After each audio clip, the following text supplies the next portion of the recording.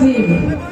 আজকে নির্বাচনী জনসভার সম্মানিত সভাপতি বীর মুক্তিযোদ্ধা MS সালাম, সাধারণ সম্পাদক হাবিবুর রহমান হবি ভাই এবং আজকে যার জন্য এই বিশাল জনসমুদ্রে উপনীত হয়েছেন সেই টাঙ্গাইল ৬ নাগরপুর দেলদুয়ার আসনের ধানের শীষের মনোনয়ন প্রার্থী, ছাত্রদল থেকে বেড়ে ওঠা যুব নেতা থেকে জননন্দিত নেতা জনাব মোহাম্মদ রবিউল আওয়াল লাভলু সাহেব, আমার মঞ্চ উপবিষ্ট আমার নাগরপুর উপজেলার সম্মানিত সমস্ত নেতৃবৃন্দ যারা মনোনয়ন প্রত্যাশী ছিলেন সেই সব ভাইয়েরা, আমার সামনে উপবিষ্ট আমার নাগরপুর উপজেলার সংগ্রামী পিতৃতুল্য মুরব্বিয়ান, আমার সংগ্রামী ছাত্রদল, যুবদল এবং আমার বিএনপির সম্মানিত ভাইয়েরা বোনেরা, আসসালামু আলাইকুম।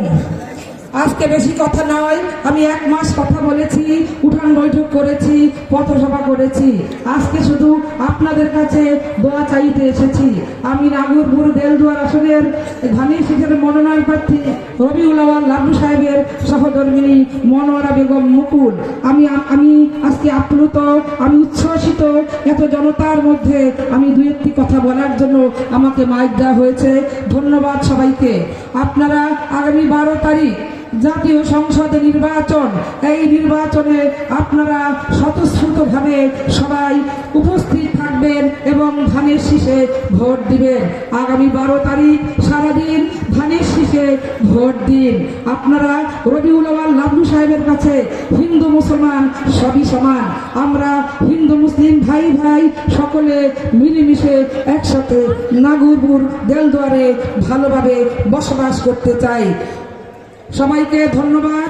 শহীদ প্রেসিডেন্ট জিয়াউর রহমান অমর হোক, আমাদের গণতন্ত্রের মা আপসী নেত্রী মরহুমা খালেদা জিয়া অমর হোক, আমাদের আরাফাত রহমান কোকো অমর হোক, আগামী রাষ্ট্রনায়ক তারুণ্যের হংকার তারেক রহমান জিন্দাবাদ। টাঙ্গাইল ৬ নাগরপুর দেলদুয়ার আসনের ধানের শীষের মনোনয়ন প্রার্থী রবিউল আওয়াল লাভলু জিন্দাবাদ। বাংলাদেশ জিন্দাবাদ। নাগরপুর দেলদুয়ারের জনগণ জিন্দাবাদ। সবাইকে ধন্যবাদ। আসসালামু আলাইকুম।